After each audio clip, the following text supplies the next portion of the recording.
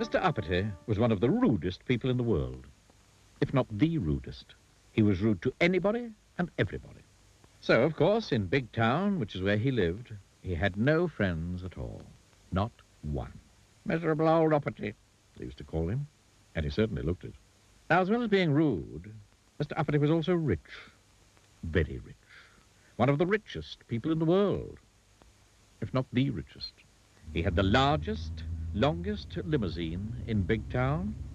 He had the largest, longest garden in Bigtown. He had, on the top of a hill in the middle of Bigtown, the most enormous house.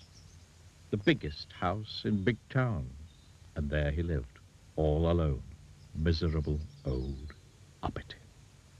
One day, Mr. Uppity was walking in the gardens of his enormous house, when suddenly he heard a voice.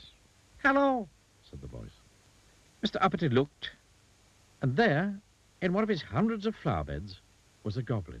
"Are you not going to say hello to me?" said the goblin. "Go away," said Mr. Uppity rudely. "Oh, I know who you must be," said the goblin. "You must be Mr. Uppity, who's rude to everybody." Sniffed Mr. Uppity rudely. "Well, I know somebody who wants to meet you," said the goblin, and he skipped off, the way goblins do. Mr. Uppity's curiosity got the better of him. He followed.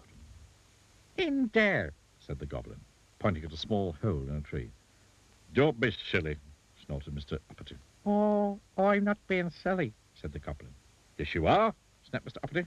"I can't possibly get in there." "Aha! smiled the goblin. And then he said a magic word, known only to goblins, which sounded like wobbling, something like that. Suddenly, Mr. Uppity started shrinking. He shrank and he shrank until he was exactly the same size as the goblin. "Turn me back to my proper size at once," spluttered Mr. Uppity in a rage. "I shan't," grinned the goblin. And so saying, the goblin climbed through the hole into the tree. Poor Mr. Uppity didn't know what to do, so he followed him. Inside the tree, there was a staircase going down and down. It led directly to the kingdom of the goblins. "I demand to be taken immediately to whoever is in charge," said Mr. Uppity angrily. "Oh, you shall. So you shall," grinned the goblin. And he led Mr. Uppity through the streets of the kingdom of the goblins until they came to a palace. The goblin and Mr. Uppity passed through the gates and into a courtyard and through some more gates and along a long corridor and through some large gold doors and into a huge room. And there, sitting on a gold throne, was the king of the goblins. "Your Majesty," announced the goblin, bowing low, "may I present Mr. Uppity?" "Ah," said the king. "So you're the fellow who goes about being rude to everybody, doesn't have any friends." "Rubbish," said Mr. Uppity rudely. "I can see that what I've heard is true," said the king, looking at the indignant Mr. Uppity. "You're much too puffed up with your own importance.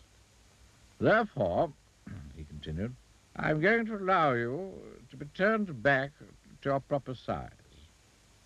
But when you get back to Bigtown, if you're rude to anybody at all, you will immediately shrink to the size you are now. Do you understand?" The goblin then took Mr. Uppity back through the kingdom of the goblins and up the staircase and out of the tree at the bottom of Mr. Uppity's garden. The goblin looked at Mr. Uppity and said something which sounded like "Googly-googly-googly," and Mr. Uppity grew and grew back to his original size. "Now, you remember what the king said," warned the goblin. "Don't you be so uppity in future." Mr. Uppity marched off furiously up to his enormous house. The following day, Mr. Uppity was out walking through the streets of Bigtown. Suddenly, he came across a little boy playing with a ball. "Get out of my way," snapped Mr. Uppity rudely. But as soon as he'd said it, you know what happened, don't you? Yes, Mr. Uppity shrank and shrank until he was no bigger than the ball the boy was playing with. "Oh, dear," he gasped, and then he thought. "I'm sorry," he said to the boy. "What I meant to say was, please could I get past?" Immediately, Mr. Uppity grew to his original size, and the boy moved, and Mr. Uppity went on his way. Then he met an old lady carrying a large shopping basket. "Excuse me," she said to Mr. Uppity. Could you tell me the time, please? No, said Mr. Uppity rudely. But as soon as he'd said it, you know what happened, don't you? Oh, dear, he gasped, and then he thought. I'm sorry, he said to the old lady. What I meant to say was, it's 11:25. Immediately, Mr. Uppity grew to his original size, and the old lady thanked him, and Mr. Uppity went on his way. Then he went and bought a newspaper from a man standing on the corner of the main street in Bigtown. He was just about to walk away when suddenly he stopped and thought, turned back to the man and said, "Thank you." Thank you was a word Mr. Uppity had never used before. The man smiled. A smile was something Mr. Uppity wasn't used to getting. Thank you was a word Mr. Uppity not only had never used before, but it was a word he'd never had said to him before. Mr. Uppity smiled. He felt happy.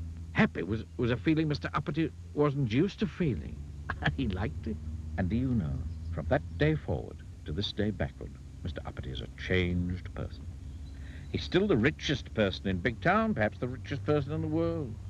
But now he has lots of friends, and he smiles a lot, and he never gets that shrinking feeling.